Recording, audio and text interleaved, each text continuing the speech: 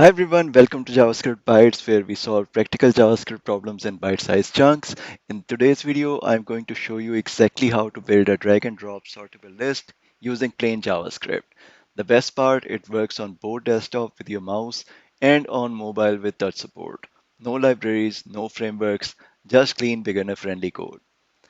By the end of this tutorial, you'll have a fully working project like this.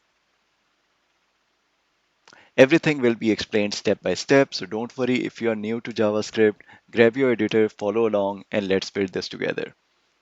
So I'm in Visual Studio Code. I'm going to create a HTML file and add some boilerplate and add some code.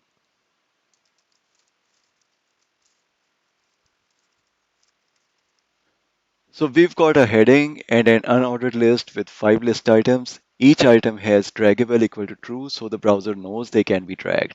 We'll style and add logic next. So let's start with styling.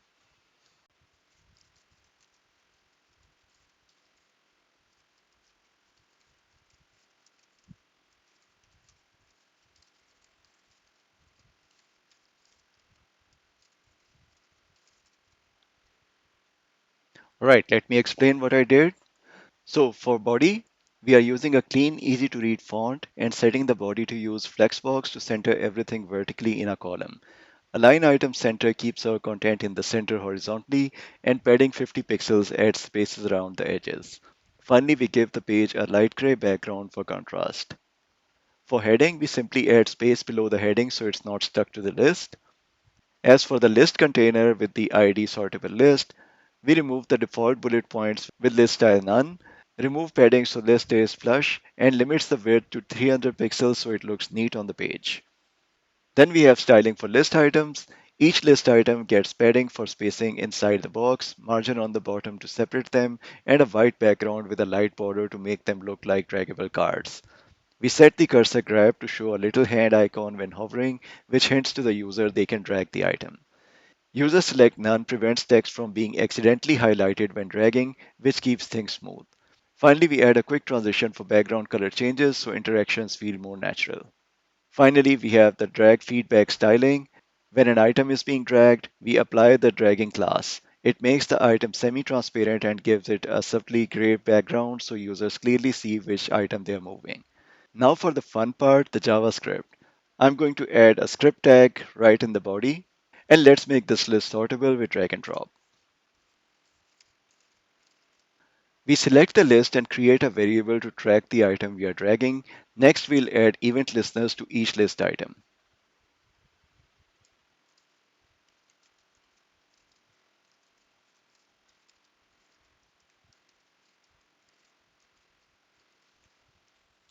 Here's what's happening.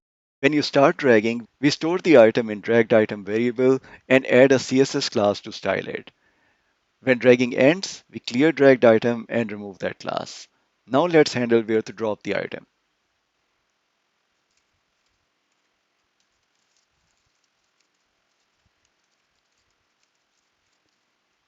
Alright, here we prevent default to allow dropping. We use a helper function to find the item we are hovering over and insert the drag item before it. If we are not hovering over any item, we append to the end of the list. We are using a helper function, get drag after element in this code, so let's write that function now.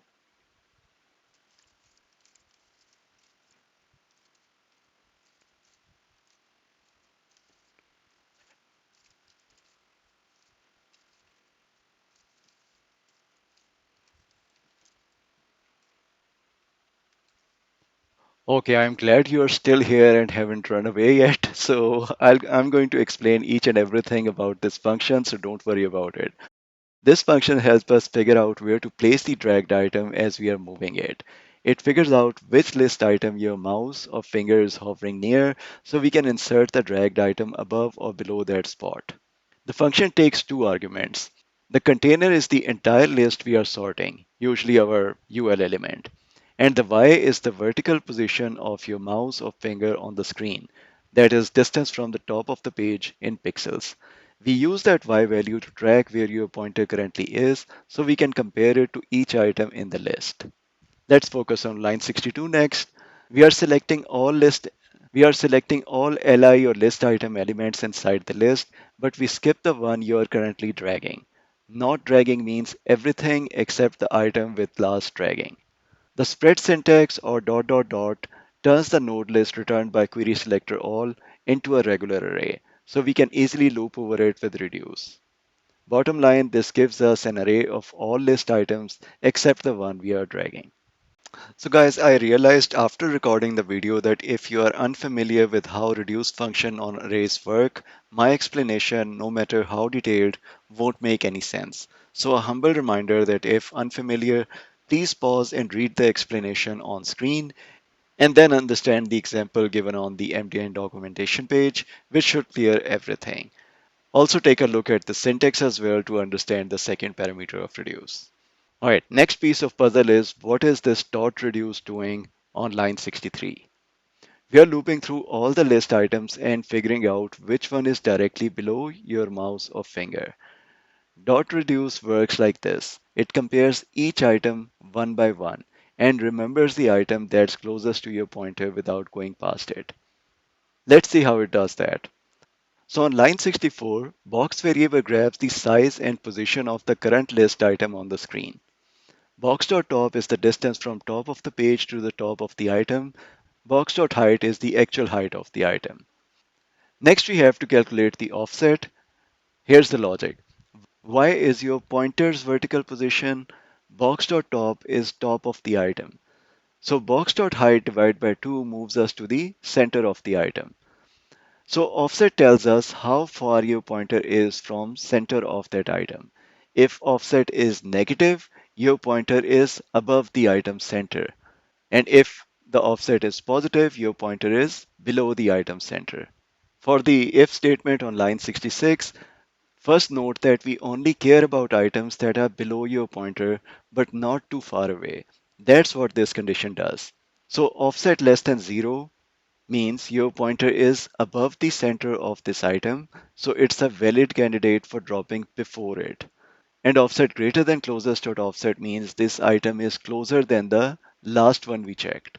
If those are true, we update closest to the item. At the end, dot reduce gives us closest item to drop before. If there isn't one, element will be undefined, which means we'll just drop at the end.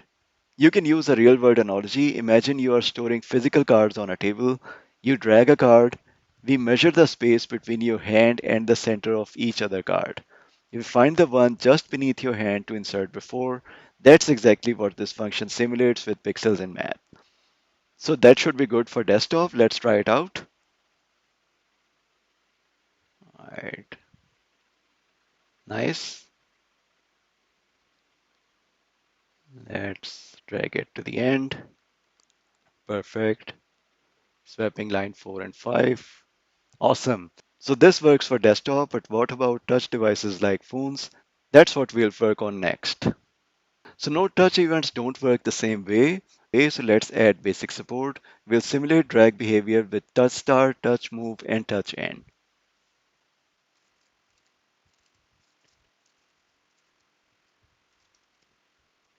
All right, we just added touch start and touch end, and which are doing the exact same thing as drag start and drag end. Next, we need to update our drag over logic to handle touches too.